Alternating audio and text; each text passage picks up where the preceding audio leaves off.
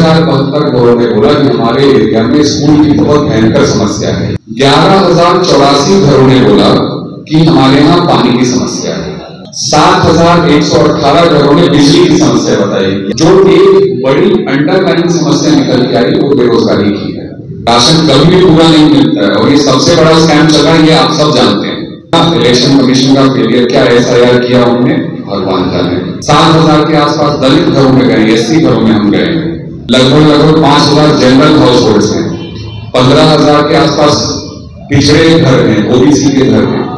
9327 घरों में बोला गया कि हमारे एरिया में गली की बहुत ज्यादा समस्या है। कैटेगरी वाइज भी आपको डिवीजन बताएंगे, क्योंकि सारा डेटा हम साइंटिफिकली एक वेरा के थ्रू कलेक्ट कर रहे हैं। लगभग 5000 जनरल हाउस होल्ड्स हैं। 15000 के आसपास पिछड़े घर हैं, OBC के घर हैं। 8000 के आसपास EBC घरों में गए हम।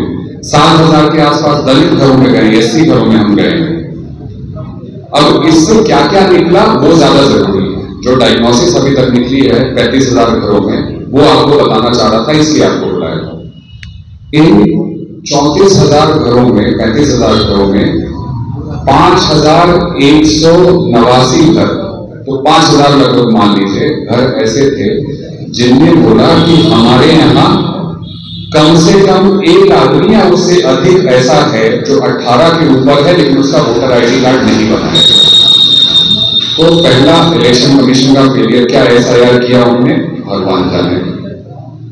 अब मुद्दों पे आते हैं। जो मेन मुद्दा था इश्यूज, दो ही चीज पूछा हमने, वोटर एनरोलमेंट और इश्यूज।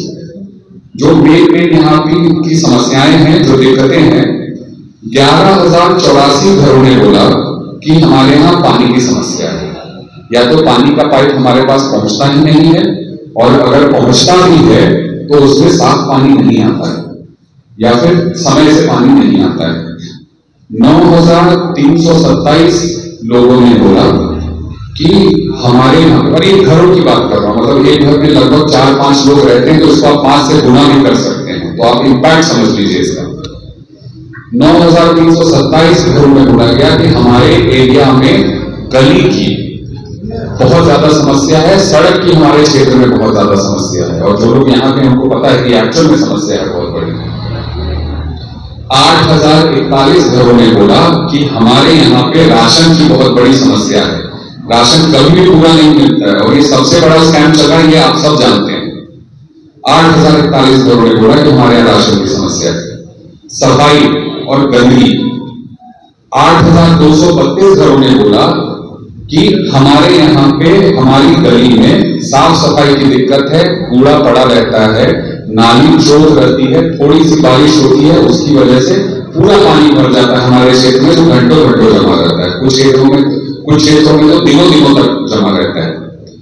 उसके बाद 7118 घरों ने बिजली की समस्या बताई। या तो बिजली आती नहीं है, बहुत ज्यादा कटती है, या फिर जो ये स्मार्ट मीटर का नया स्कैम चलाया गया है उसकी वजह से बिजली का बिल उनका 1.5 गुना 2 गुना हो गया है स्मार्ट मीटर लगने के बाद। 6072 लोगों ने बोला कि हमारे एरिया में स्कूल की बहुत भयंकर समस्या है, जो कि रेलवे लाइन हमारे सलामी का है, उसके पास कोई महिला मध्य विद्यालय या उच्च विद्यालय नहीं थी, तो उधर एक बहुत बड़ी समस्या निकल के आई। 5000 से ज्यादा लोगों ने, 5148 लोगों ने बोला कि हमारे यहाँ पे हेल्थ फैसिलिटीज की दिक्कत है, अस्पताल कोई अच्छा नहीं है, लोकल में PHC हमारा ढलता नहीं है।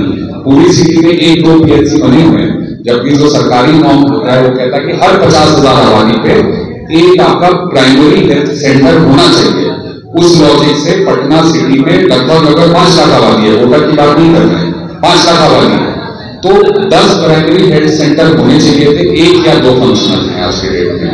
तो कुछ भी बीमारी हो तो दौड़ के किसी अस्पताल में जाइए, मतलब हजारों का खर्चा। जो एक बड़ी अंडरलाइन समस्या निकल के आई वो बेरोजगारी की है। 9074 लोगों ने बोला कि हमारे लिए बेरोजगारी सबसे बड़ी समस्या है। अब इसमें टोटल जो नंबर है वो 35,000 से ज्यादा हो रहा होगा। उसका कारण आपको बता देता हूं, 2 कारण है।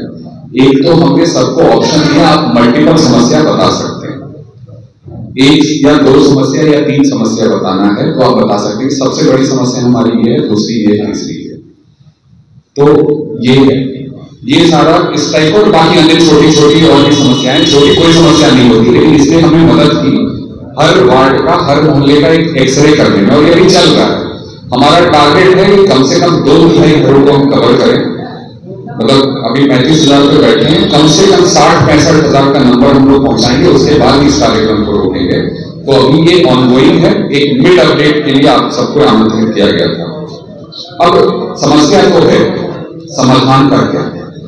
सबसे बड़ी बात तो समाधान है ना, छोटी सी दिक्कत अगर जब छोटी है, रोड में अगर छोटा सा गड्ढा हुआ, उसी टाइम उसको बना दिया जाए तो बड़ा गड्ढा नहीं होगा। जितने लोग सिटी के हैं, आप यहां से निकलिएगा, जो पटना सिटी रेलवे स्टेशन है, पटना साहिब रेलवे स्टेशन, वहां से ब्रिज के नीचे से आप बढ़िए नून के चौराहे की तरफ, तो एक 100 मीटर का स्ट्रेच आता है सड़क का, जो पिछले 6-7 साल से 10 का 10 गड्ढे में पड़ा हुआ है। 8-9 इंच गहरा गड्ढा हो गया कहीं कहीं पे। तो अगर जब वो थोड़ा सा टूटा था उस टाइम रिपेयर होता तो ये नौबत नहीं आती।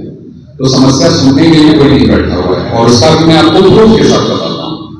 हमने हर परिवार से ये भी पूछा कि जो हमारे विधायक हैं, जो 30 साल से हमारे विधायक हैं, उनसे आप कभी मिले हैं क्या अपनी समस्या के समाधान के लिए? अगर मिले हैं तो क्या वो समस्या सॉल्व हुई, क्या उसका निवारण हुआ? ये भी हमने पूछा हर घर में। तो 18,000 परिवारों ने बोला, 18,046 परिवारों ने बोला कि हम आज तक पर्सनली किसी समस्या के लिए अपने विधायक से नहीं मिल पाए। ऐसे विधायक जो 30 साल से हैं, उनसे नहीं मिल पाए। 10,328 परिवार ऐसे हैं जिनने बोला कि पिछले 5 साल में हम एक बार मिले हैं। मतलब कुछ महीने भर पहले मिलोगे, कुछ 6 महीने पहले, कुछ साल भर पहले, कुछ 2 साल पहले। पिछले 5 साल में लगभग 10,328 लोग हैं, परिवार हैं, जो उनसे मिले किसी समस्या के लिए। पिछले 30 साल में जो कुल नंबर है वो 12,000 का है। 12,004 लोग मिले हैं बस इन 35,000 परिवारों में से। अब इनमें बहुत लोगों ने इस पे अपना जवाब देना नहीं समझा, सही नहीं समझा, क्योंकि डरते हैं। तो हमने बोला नहीं, हम इसका जवाब नहीं देना चाहेंगे। तो ठीक है, हमने उसका आदर किया, हमने उसको दोबारा नहीं पूछा।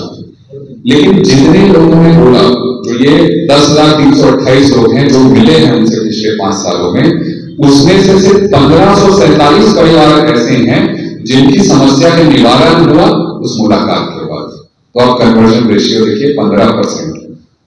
एग्जाम भी अगर स्कूल में लिखते हैं तो पास करने के लिए कितना नंबर चाहिए होता है? 30%। उसके आधे में भी बैठे हो। तो हमारे विधायक जी पूरे फेल हैं पब्लिक वेलफेयर के मामले में। ये डेटा के साथ आपको बताना था।